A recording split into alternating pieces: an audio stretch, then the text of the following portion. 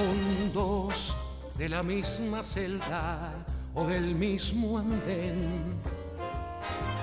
Son dos que alcancen el tope de la subasta. Son dos que bailen sin casa en el mismo tren. Con dos que resulten ser de la misma casa.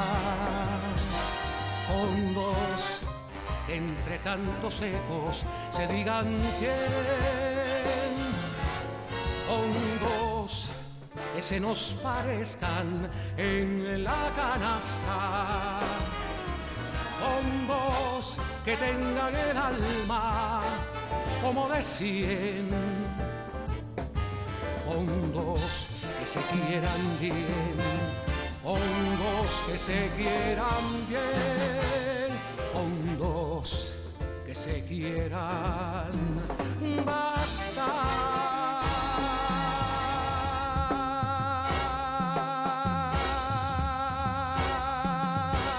Muy buenas noches. Estamos en Con Dos que se quieran dos, aquí en Quinta Avenida y calle 32, en la barriada de Miramar, en los maravillosos estudios Abdala.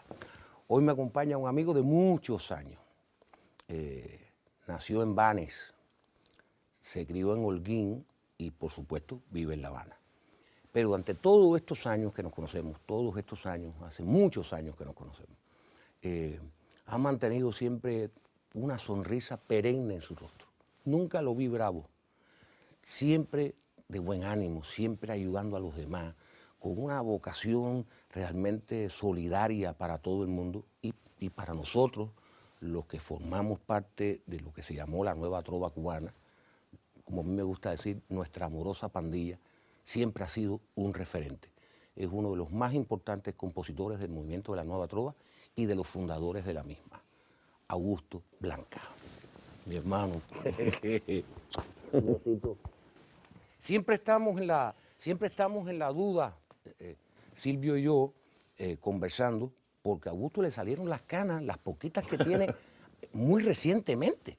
Y Silvio me decía, revísale la cabeza a Augusto, tiene que tener una cana. Yo la revisaba, me decía, Silvio, no tiene, dice, es tinte.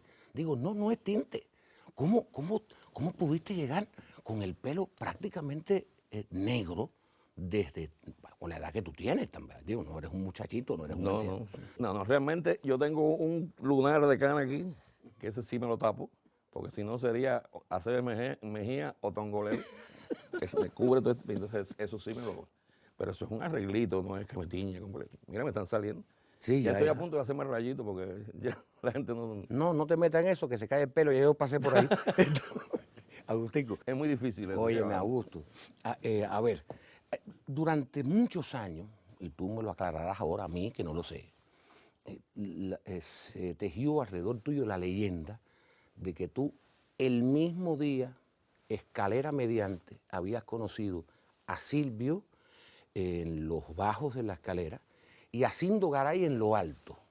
Y eso me parecía un poco extraño porque no podían coincidir. No. Realmente fue, o sea, los conocí a los dos en el mismo lugar, pero no en el mismo día. O sea, No el mismo día. Era imposible, ¿no? Porque conocí a Cindo, que me lo presentó el poeta Jesús Coscauce, unos meses antes de fallecer, en un festival que se hizo en el Ayuntamiento de Santiago de Cuba, donde se pone la bandera los fines de año, que hay una escalera interna. Y cuando subíamos para el Festival de la Trova, que yo iba a cantar, yo era un bisoñito todavía de trova, ¿no? Coscauce me lo presentó allá arriba en la escalera. Y años después, en el año 69 creo que fue, que Silvio va a Santiago de Cuba a través de Niquitín, un dramaturgo camaboyano que estaba en Santiago de Cuba, en el Conjunto Dramático Oriente, que sí lo conocía porque Silvio había estado en Camagüey haciendo una música. Y esa noche fuimos al Festival de la Trova. Y en el momento que llegaba Silvio, dio la casualidad que en la parte de abajo de la escalera esta me presentó a Silvio. O sea, la leyenda es que conocí a Cindo en el último escalón y a Silvio en el primer escalón, que es lo metafórico que tiene, claro, pero no en el mismo, no en el mismo día, ¿no? Así. Bueno, una de las cosas, y fíjate que yo lo apunté en una de mis tarjetas, la cantidad de cosas que tú eres, las vamos a ir tocando todas. y por eso no te presenté con toda esta cantidad de compositor, guitarrista, cantante, actor teatral, escenógrafo, dibujante, pintor. ¿Qué te falta? ¿Bailar, ballet? Por poco me hago tornero también. Ah, bueno, pues eso Me faltó un semestre. eso hubiera sido interesante. Tú naciste en Banes. ¿Qué tiempo tú estuviste en Banes?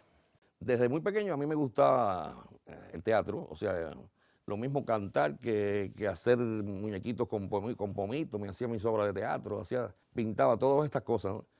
Y mi madre, al ver que en mi pueblo no había una escuela de arte, lo que hizo fue que a los 16 años, cuando cumplió 16 años, me dijo, mira, lo mejor que haces es ir a estudiar pintura o estudiar escenografía, que era lo que yo quería. Y me voy para Santiago de Cuba a hacer la prueba de escenografía. Afortunadamente, como casi siempre digo, llegué tarde a la prueba, ¿no? Yo digo afortunadamente porque a lo mejor hubiera llegado temprano, a lo mejor hubiera aprobado y no hubiera pasado por Santiago de Cuba. Hubiera venido directamente a la ENA a estudiar escenografía y sería otra historia, ¿no? Pero me quedé en Santiago de Cuba, en casa de mis primos, que estaban en ese momento armando una orquesta, la Orquesta Típica Juventud, y me quedé a estudiar pintura en la Escuela de Arte Plástica. Pero tú cantabas música popular. Ujú. Yo venía de Banes ya con mis canciones, que eran canciones de corte romántica, baladas. ¿Como quién?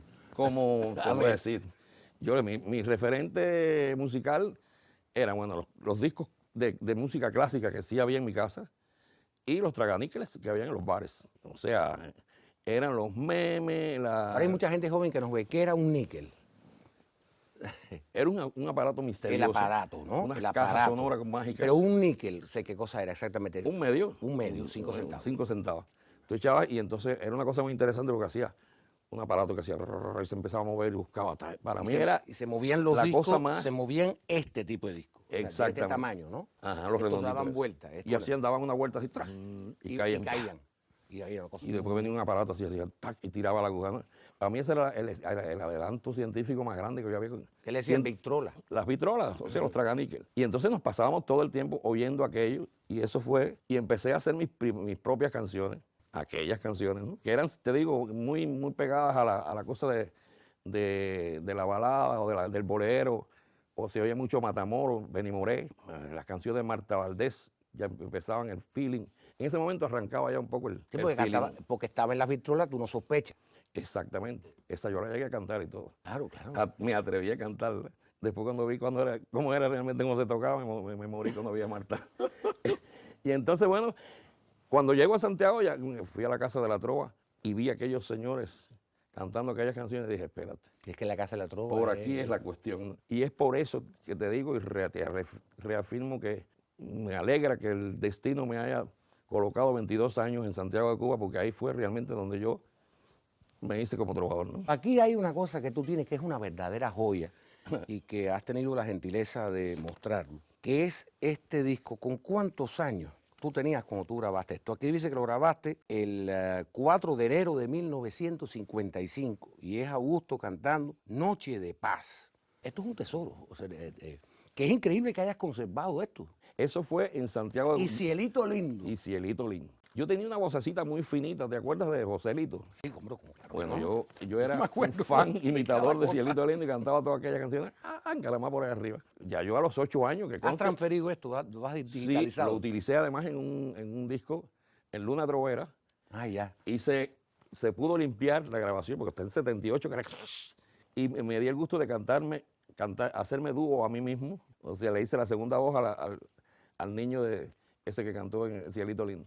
Y entonces, bueno, en Santiago de Cuba me llevaron a un lugar donde los discos se hacían directamente, y empezaba a echar un hilito, ¿te acuerdas? Claro, porque eso era, claro, era un placa. plástico como un Que si te vinil. equivocabas, bota el disco y Claro, arranca bota el con disco y haz otro. Tú llegas a la Casa de la Trova y viene el deslumbramiento absoluto por aquello que solo ocurre en la Casa de la Trova de Santiago.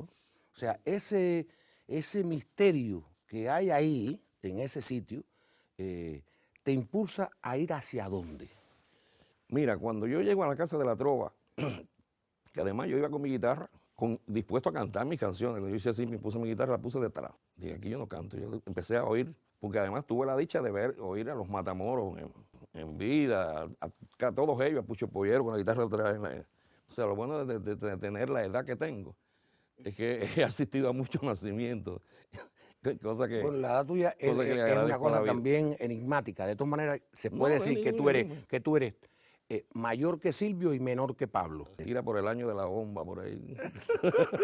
Oye, entonces pasó una cosa muy curiosa. Yo venía haciendo unas canciones muy extrañitas, como que de fábulas. No sé si tuviste alguna vez el Don Juan de los Palotes y la Sí, porque, Doña Pulcra. porque en aquella época las cantaba. Exacto. Y se me ocurrió cantar una canción de esa y se me quedaron mirando todos los viejitos. Y dije, no, ese es un amigo mío que está medio loco allá en mi pueblo. Y yo la canto para que la gente conozca sus canciones. Yo nunca decía jamás en la vida que eran mías. Cada vez que yo tenía una canción, la cantaba allí, todos se me quedaban mirando. Y yo siempre al final decía que era del amigo loco, ¿no? Hasta el día en que vi a Silvio Rodríguez cantando pero mientras tanto, cantando aquella vida, mi Ah, bueno, en el programa de televisión que tenía. Claro. la de la vieja amiga mía y Sí, la tijera y sí, todas aquellas cosas, ¿no? Yo dije, ay, había una bruja amiga mía y vieja. eso. Que vive en Yo un dije, viejo pues está más castillo y loco, sola. este está más loco. Y entonces llegué allá, dije, voy a cantar esta canción que se llama Don Juan de los Palotes, que es mía, no hay ningún amigo mío loco en vano. Y los viejitos me dijeron, sí, nosotros lo sabíamos. Nosotros lo sabíamos porque tú eres medio loquito. A ver, yo recuerdo bastante, bueno, recuerdo nítidamente que Silvio me dice a mí que quería que nos conociéramos. Fue por ahí, por donde está hoy el Tecnológico Osvaldo Herrera, ahí sobre Boyero, atrás, en un apartamento. Esa fue la primera vez que tú viniste a La Habana a cantar, o sea, a estar en lugares donde te conociera todo el mundo, o ya tú habías venido. No, yo había venido ya. Sí, en el año 70 o 71 yo vine a través de Gloria Parrado, que fue la que me trajo, y a través de Pablo Labañino. ¿Te acuerdas de Pablo El Labañino? Que hizo diseñador todas las carátulas. gráfico que hacía las carátulas. Y había una peña en Teatro Estudio, que hacían Noel Nicola, Vicente, que era una peña muy, muy linda, que bajaban por una rampa. Y Pablo Labañino, que los conocía, habló con ellos y yo subí a cantar. Eso fue la primera vez que yo vine a La Habana. Mi primera promotora cultural fue Gloria Parrado. Pero eso que tú dices, yo creo que fue no fue de casa de Jorge Arufe. No lo sé. Si vivía por ahí, yo recuerdo en esa Yo sí época, recuerdo una madrugada que estuvimos. Era esa madrugada. De las 9 Esa madrugada. hasta Es que eran las 5 de la madrugadas mañana etílicas cantando, y que era una casa que tenía un balcón. había un balcón. Eso fue en casa de Jorge Arufe. Bueno, 71 por ahí. es lo que te decía. Yo Pero recuerdo. yo te había visto antes, Sí, en a mí. Santiago de Cuba, cuando fueron con el grupo Experimentación. Claro. Tú lleno de cuando cables. yo era el Cargando cables. el cargador de cables. Yo en esa época no cantaba. Ahora, de ahí yo quisiera saltar. Ya Augusto es un trovador, ya hace canciones, ya todo el mundo te empezó a conocer, a respetar, sobre todo los colegas, el público empezó a saber que tú existías. Pero viene la explosión de una cosa que se llamó la teatrova. Y es donde incluso ya el mundo del teatro, no solo el mundo de las personas que hacían canciones, no solo tus colegas, que ya no solo te admirábamos, sino que te queríamos, empieza la gente a decir, espérate, que este viene por otro lado. Es decir, háblame de la teatrova y por supuesto de María Eugenia. Mira, es que es simultáneo. O sea, yo comienzo a trabajar en el Conjunto Dramático Oriente como escenógrafo, cuando me graduó en la Escuela de Artes Plásticas, pero entre bambalinas hacían mis canciones. ¿Qué pasa? Que estando en el Conjunto Dramático Oriente, conozco a Adolfo Bucking, un director argentino que estaba en Santiago de Cuba. Como otra, Molina también. Molina, Sanabria, Obelia, de ahí se partieron Enrique Domínguez, por ahí estaban todos. Y entre ellos, María Eugenia García. Mi primer trabajo como escenógrafo realmente fue enderezar clavos. Y después de enderezar clavos, digo, bueno, ya enderecé todos los clavos. Y ahora aprende a afinar una vara. Y después a colocar luces. Las varales, estos se llaman así, estos se llaman candilejas, las otras bambalinas. Toda la técnica me la empezó a dar, eso fueron como 6 meses. Todo esto te estoy diciendo que iba junto porque yo además iba haciendo canciones. Se montó una obra de Emilián que se llama La Reina de Bachiche. Yo hice la música entre bambalinas, que se usó como tema de la obra después, ¿no? Y entonces, pero bueno, así me fui ganando el escenario, como decía Bucking, ¿no? Tienes que ganarte el escenario. Y mi primera escenografía grande fue una que yo hice con Miguel Lucero, otro director que había allá, que se llamaba Magia Roja, que era todo atrezo, bueno, una superproducción de escenografía que hay. Y un buen día Guki me dice, ¿por qué no montamos algo que tenga que ver con tus canciones y con el teatro? Vamos a armar una cosa que no sea una obra de teatro ni que sea un recital. Y empezamos a buscar textos y nos cae el diario de Adán y Eva de Mark Twain. Hicimos la creación, que aquello era un banquete, porque además, imagínate, Adán era Raúl Pomares y Eva María Eugenia García. Y yo era el trovador Héctor Echemendía, Ay, tico. era Caín, o sea, era un piquete que nosotros lo denominamos como la abuela de la teatrova, porque ahí fue donde empezó a mezclarse esta cosa del teatro, que no era un teatro típicamente musical, sino era una trenza en donde la canción de momento dejaba de ser cantada y se decía. Una manera de hacer muy en improvisaciones, porque toda esta música y todas estas puestas salían a partir de improvisaciones de María Eugenia y yo, y Guki dándonos señales por aquí, por allá, y yo corriendo. Ahí nació la compañera, la cuestión de Panamá, Papobo, una obra de David García, que también estaba en el grupo en ese momento, y La Sierra Chiquita, una obra sobre la revolución cubana, el triunfo de la revolución en Santiago de Cuba. Y bueno, fue una experiencia muy linda porque nos sentíamos muy cómodos, porque no teníamos que necesitar un teatro con todas su técnica, podíamos hacerlo donde quiera, en cualquier parte. Realmente esto surge por una necesidad, porque todo esto es en plena zafra. Cuando la zafra del 70, todo esto empezó a moverse ahí, que la gente no iba a los teatros. Había que salir del teatro. Ahí salió también el teatro de relaciones. Todo este tipo de teatro nuevo empezó a surgir en la década del 70, en busca de un público que no acudía a los teatros. Y nosotros lo mismo nos presentábamos en un campo de caña. Nosotros siempre buscábamos un aljibe. ¿Dónde hay un aljibe? Un tanque. Y ahí hacíamos, y parecía que teníamos hasta micrófonos. En unidades militares, donde quiera. Porque eran una silla, una pañoleta y una guitarra. Y fue surgiendo esta manera de hacer que se denominó teatrova. Pero cuando ustedes llegaron a La Habana, como que la gente se sorprendió. Claro, porque era otra cosa, ¿no? O sea, estaba el teatro musical y el teatro dramático, pero el teatro imbricaba las dos cosas, se salía un poco de los patrones, ¿no? Estaba en una disyuntiva, en un terreno de nadie. Bueno, este es teatrista, trovador, ¿qué es lo que es? Voy a irme ahora sí me voy a ir atrás. Me voy a ir al niño que Augusto fue y que de alguna manera los que te conocemos sabemos que sigue siendo. El niño en Banes, tu papá, tu mamá, tu familia. Ahí quiero irme. Mira, porque ahí, a ver, tú eres hablaremos después también de eso, tú eres un gran esposo y eres un gran padre. Eso tiene que haber surgido de una gran formación familiar, de una base.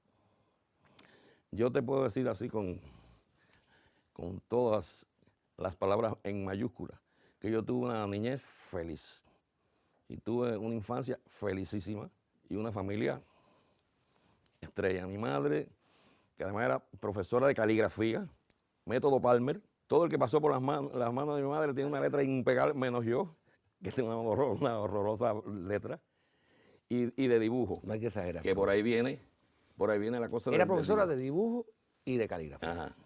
Y mi padre era abogado y juez, que por cierto, duró muy poca su historia como abogado, porque estando como juez en Banes, se le ocurrió llevar a la United Fruit Sugar Company, que tenía al administrador de ahí de la United, a juicio, porque le pagaba muy poco a los trabajadores. Estoy hablando de los años, principios del 50. Del 50.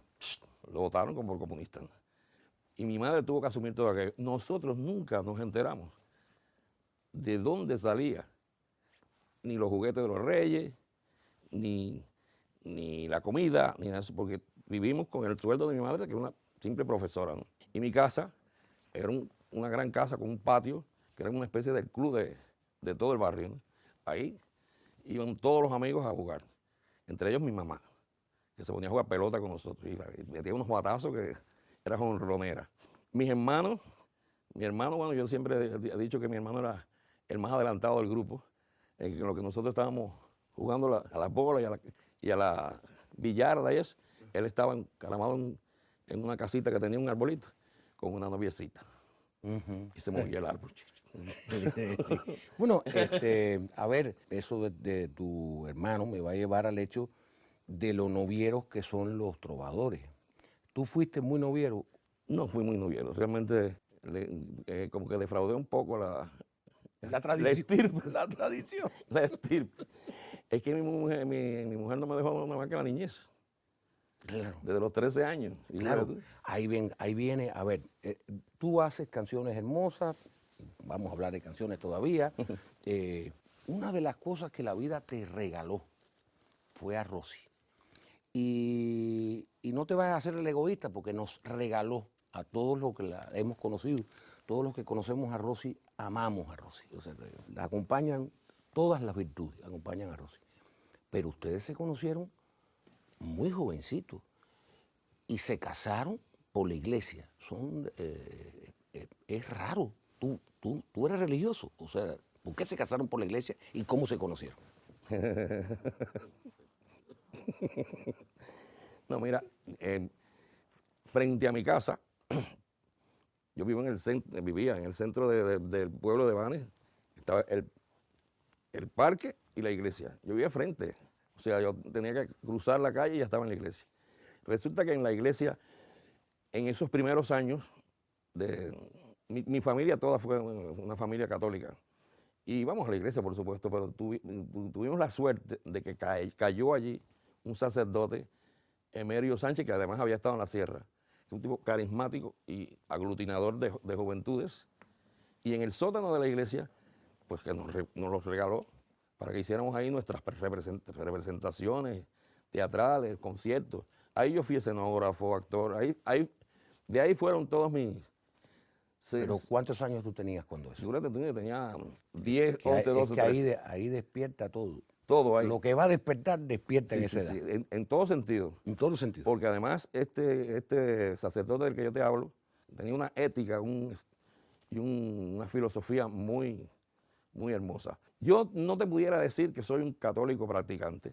Lo que sí te puedo decir es que soy muy místico. Siempre estoy Sí, en relación, en conexión con algo, con un ente divino. Sí, con mis... Y con el cosmos. Con y mis ausentes a través de la lluvia. con los espíritus. Todo ese claro. tipo de cosas, ¿no? Pero sí te puedo decir que me siento muy feliz de haber pasado esta primera etapa de mi vida en la iglesia. O sea, entonces se comprende, pero no sé por qué te casaste por la iglesia todavía. Realmente era digamos que una tradición, que era bonita, ¿no? Pero además de eso, el aquello de que en esa misma iglesia se había casado Fidel unos años antes, me tenía como que muy intrigado. A ver, casarme en el mismo altar donde se casó Fidel con la madre de Fidelito. De Fidelito. Cosa que me sirvió para romper muchísimos incompresiones más adelante, ¿no? Cada vez que me decían, ¿te casó? Yo, sí, pero es la misma de... Sí, donde se casó Fidel con Mirta. Ajá. Y además, una boda cantada. Todos mis amigos, porque yo cantaba en el coro también, cantaron en aquella misa. Fue de la Ave María hasta todo. Fue desde que empezó la misa hasta el final de la boda fue cantada. ¿Cuándo es que deciden empezar a tener hijos? Desde el principio. Desde antes. No, queríamos, o sea, teníamos las posibilidades. O sea, yo estaba trabajando ya, ella estaba trabajando como profesora y decidimos enseguida tener nuestro primer hijo que fue Luisito, que nació en el 67, el 68. ¿Y cómo sigue? Raulito nació en el 70. Nació con problemas. Yo estaba en la zafra en ese momento, en Manatí, en aquella zafra del 70. Y Rosy se quedó en Santiago, se le presentó antes de tiempo, o sea, al séptimo mes. Y por mucho que se corrió, o sea, se salvó la criatura, pero inmediatamente nos dijeron los que le hicieron la cesárea que iba a tener problemas porque había tenido sufrimiento fetal y fueron 27 años que duró con todo el amor del mundo. Pero tú has escrito canciones para él, o sea, y y quizás por ese mismo misticismo. Mira, con el caso de Raulito, a mí me pasa una cosa muy, muy especial, ¿no? Yo sueño mucho con él. De todos mis ausentes, con quien más sueño es con él. Y lo veo normal. O sea, él ha seguido creciendo en mi sueño. Y converso con él, pero además, o sea, ha ido creciendo, porque él fue un niño grande, no se desarrolló. O sea, no era un niño su problema era retraso profundo, pero era sano, ¿no? Lo que muy, muy chiquito, cosa que no hay que extrañar mucho con este padre que tiene. Pero, sin embargo, en los sueños que yo te decía, yo le he ido siguiendo como una vida paralela, ¿no? Y lo sigo, que sigue en mí. Me pasa eso con mis ausentes, que me los voy cargando como energía, ¿no? No, en realidad no están ausentes mientras uno los recuerde. Exacto.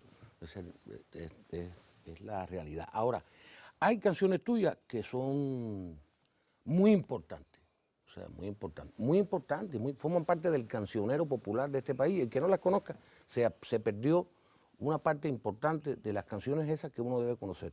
Está Regalo, por supuesto, que es una canción. Quiero una canción para cuando estés alegre. No, es preciosa esa canción. Está Este árbol que sembramos, por supuesto. Y el otro día, Eduardo Sosa, un cantante tremendo, santiaguero, me llevó su versión de No olvides que una vez tú fuiste sol, y yo un poquito me desmayo. Hacía mucho tiempo que no me pasaba eso, o sea, oír una canción que conozco y oír una versión tan extraordinaria. La escuchaste, me imagino, ¿no? Claro, claro. Y te debe haber pasado No. lo mismo. O sea, No, es que esa canción, por eso yo no la canto mucho. no, bueno, a ver, Porque además, la canta Sosa, la canta Baglietto por otro lado. La canta Baglietto, La cantaba claro. Santiago Feliu, que fue el primero que la cantó. Y fue el que la sacó de los casetes, porque yo esa canción la hice y como la empecé a hacer por la mañana y la terminé por la tarde, la primera parte me quedaba cómoda, pero a medida que fue pasando la tarde, va subiendo. Y entonces, para eso hace falta, tú sabes, un registro más amplio, como que tiene Sosa, o como tiene Santiago. Yo la cantaba, pero me quedaba entonces o baja o alta. Y entonces decidí dársela a los demás, ¿no? Hay un trabajo que tú has hecho que se llaman las poblinas. ¿Qué son las poblinas? Mira, eso de entrada es una palabra que no existe. Tiene que ver con poblano, pueblerino, pueblo. Son más bien como crónicas. Aquí no me trajiste ni siquiera porque las maquetas. Están acabadas de hacer, están en proceso de edición para este año. Eran 34 hasta ahora, porque además es la serie que yo no he concluido todavía. Pienso que no he terminado, porque son canciones que se me van ocurriendo. Que paradójicamente me pasa que me salen más canciones de los 16 años que viví en Banes. O sea, las memorias porque casi todas las poblinas Claro, son memorias de la infancia. De la infancia, que todo el resto de años que he estado en Santiago, he estado en La Habana, ¿no? Y eran 34, las dejé en 26, es un disco doble. Lo disfruté mucho. Te estaba diciendo ahorita que aquí fue donde... Aquí, los claro, maravillosos estudios claro, Abdala. Es que este estudio está lleno de música. Sí. Esto está lleno de música. Y entonces, bueno, con la figura, ahí viene el equipo que viene trabajando conmigo desde el árbol que sembramos, Emilio Vega, Dairon, Pancho Amá, y tengo invitados de lujo como Silvio, Pablo, Vicente, Santiago, Feliu. Sí, pero voy a insistir en algo que se me está quedando y no se me puede quedar ni muerto. Sí, yo hablé bien de Rosy, pero no tú. Yo quiero oírte a ti hablando de Rosy. Rosy es fundamental, o sea, yo pienso que si yo no hubiera conocido a Rosy aquella mañana que ella llegó a mi casa unos meses antes de empezar en la escuela, coincidir en la escuela, yo con 14 años y ella con 12 o 13, y que ella llegó a casa de mis padres, yo estaba con una gorrita en las faces de la ventana, y cuando se fue le dijo a su amiga, no es feo el hijo de la señora Gil. Si no hubiera sido ese encuentro y esa casualidad de que yo estaba en otra escuela y fui a estudiar ahí, porque mi madre era profesora de ahí, y no nos hubiéramos encontrado, yo sería, no sé, ¿O no serías? o no sería. Yo creo que del 100%, el 8% es lo que me corresponde a mí como... Yo creo que todo lo demás se lo debo a Rosy, porque Rosy es todo, o sea, lo mismo es amante, madre, compañera, como tú lo sabes, amiga, a morirse. Y si les hace algo que no, qué sé yo, va en contra de su, huye, porque es terrible. Ella es más fuerte que yo. Yo perdono las cosas, ella no, ella es, pero Y tiene buena memoria. tiene muy buena memoria, pero sobre todo es muy, pero muy positiva. O sea, para ella no, ella siempre tiene una solución y ella para adelante. Si por mí fuera, yo me quedo ahí tranquilo en mi computadora haciendo mis músicas, pero ella es la que me saca. Y eso es muy, muy importante. Además, lo lindo es que ha ido madurando, o sea, hemos crecido juntos, estamos envejeciendo juntos, ¿no? Yo sin esa Con esa muleta, sin ¿no? esa Con ese muleta callado. que ha podido llevarme hasta los ejercicios de los abuelos. Estoy haciendo el ejercicio de los abuelos. ¿Cómo que ejercicio de abuelo? Sí. Yo voy ahí al parque de H todas las mañanas y hago mi ejercicio. Yo aspiro a llegar a 120 y volver a este programa cuando tú haces un viajito. No. El que no espera volver a este programa soy yo. Con la cantidad de años que Pero yo en tengo. fin, es fundamental, es mi talismán. Estos años tú has viajado una buena parte del mundo, con distintos formatos, con Waldo Leiva, que yo quiero y respeto tanto, con Rochi. Ustedes crearon un grupo yo digo como el grupo de viajes, se puede llamar La Mochila. Sí. Sí, porque es Trova andante. Trova andante, pues. O sea, Con Pepe Ordaz también. con Pepe Ordaz, por supuesto, también. Y a veces entran unos y salen otros. Y Ariana así. Amador. Ariana Amador. O sea, quiere decir que ha habido ahí un grupo de personas y no tenemos tanto tiempo como para hablar todo lo que yo quisiera de todos ellos. Y ojalá mi programa durara eternamente para poderlo entrevistar a cada uno. Corina. Corina siempre. Corina ha sido Corina ahí está. tu esposa alternativa. Sí. Sí, ¿no? Ella es esposa de muchos, de toda la trova. Bueno, sí. De Noel Nicola. De Noel, de todo. Ella ha sido, bueno, es que ella es tremenda, canta, es una actriz primera. Yo te pedí, porque yo se lo pedí, que trajera los discos. Augusto tú tienes una discografía importante ya. O sea, en ti no funcionó lo del fatalismo geográfico ni nada de eso. Yo me siento muy complacido. Estos son los discos de placa que algún día tendrán que estar. Oye, En el museo. este primer disco que yo canté Ahí tú aquí estás también, ahí, ¿no? ande lo que Mira ande, tú, ¿no? mira para allá, sí. Y aquí está, ponle, mira la canción, Esos son discos de la trova también de la santiaguera. trova Sí, porque santiaguera. hay algunos que son de... Pero después hay una cantidad tremenda de discos compactos, homenaje que te produjo Sara. eso es uno de los Sara, regalos más grandes que me he felicidades, hecho en mi vida. trovador. Es precioso esto, grupo tremendo de compañeros. Este es tu premio, el premio especial Sí, de Ojalá. de Ojalá, Villena. el premio de Villena.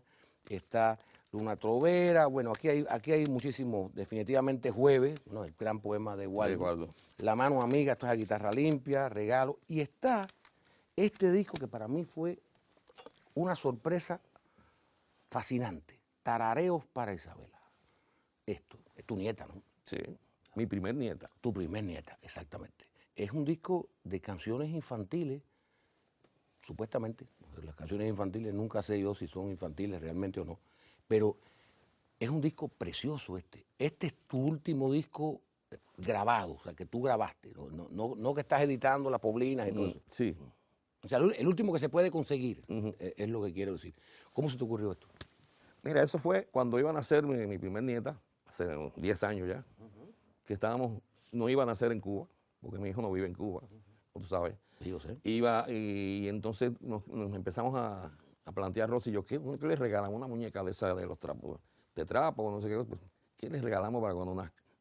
Y empiezo a jugar, digo, sería bueno hacer de como cuartetas, cancioncitas, para que vayan conociendo los sonidos de los pajaritos, de los gatos, de la vaquita, de la chiva, todo. Y entonces empezamos a jugar. En mi casa, tú sabes que yo tengo ahí una especie de medio mini estudito ahí. Sí, tienes un estudio. Y le digo a Rosy, y empiezo a hacer el gatico, empiezo a las melodías, porque eran un poco como instrumentales. Le digo, Rosy, entra ahí y ve diciendo las cuartetas. Y Rosy, con su voz de abuela, iba diciendo y bueno, se quedó ahí, le mandamos el regalo a a nuestra nieta, que no había nacido todavía. Empezaron a ponerle la maqueta y ella... Pasaron los años y bueno, un día Rosy se encontró con el hada Colibrí Martica. Con Martica Bonet, eh, musicóloga, directora del sello Colibrí. Le pusimos, amiga. Sí, le pusimos el hada Colibrí desde entonces, porque le dijo Rosy, mira, Augusto tiene una cantidad de maquetas por ahí, tráemela. Y inmediatamente llamó, no, eso hay que grabarlo ya. Convocamos a mi equipo, Dairon Ortega, Emilio Vega, por supuesto, Pancho Amán, Pepe, toda la gente que estaban... La tropa. La tropa. Y empezamos a armar eso. Pero da la casualidad que estando en plena grabación, coincide con que mi hijo viene con sus ya 3, porque además tengo 3 nietas. Tiene 3 nietas. Isabela, Aide y Paula. Y vinieron de vacaciones y estuvieron en la grabación del disco aquí. Aquello fue. Porque además, no sé si oíste el disco, Sí, te das lo cuenta oí, claro que que lo oí. hay participación de niños. Riri, Marta Díaz Farré, la directora del grupo donde yo trabajo, donde hago música para teatro infantil, de Valdés Piña, pues hizo como una puesta en escena, oyendo los temas y que los niños fueran diciendo cosas, ¿no? Incorporamos a mis nietas en todo el juego ese. Y cuando se fueron le dijo, ¿se atreven a hacer el diseño? Los dibujos del disco. Y dice, sí, todos esos dibujos son de mis nietos. Y entonces es un regalo muy querido, ¿no? O sea, son abuela dice los textos, y el abuelito los canta, y las niñas los van interpretando. Qué bárbaro. Bueno, es un disco precioso. Ahora yo te voy a hacer, no voy a decir la última pregunta, voy a decir la última pregunta de esta entrevista.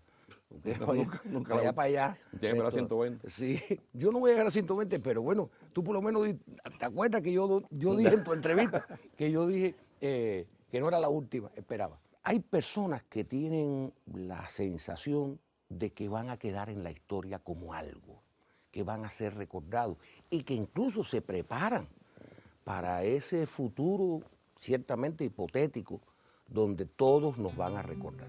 Mi pregunta sería, ¿cómo te gustaría que la posteridad te recordara? Como un muchacho de Banes que se pasó la vida tratando de en sus canciones compartir su felicidad de la niñez y la adolescencia con el resto de las personas. Porque todo lo demás, o sea, todas las canciones que han ido surgiendo tienen que ver mucho con todo eso. Yo quería ser una especie de cronista y de contarle con canciones a mis amigos, mira, me pasó esto con mi primer novia, pero más nada. Y además me siento más que pagado con esto, no tengo ninguna amargura, me siento feliz de llegar a casi a los 70 años y de tener tantos amigos como tengo. Bueno, te voy a despedir, pero te voy a decir que te quiero mucho, que siempre te he querido mucho, que te admiro y que te respeto como cantautor y como patriota. Tú sabes igual. A mí me pasa lo mismo.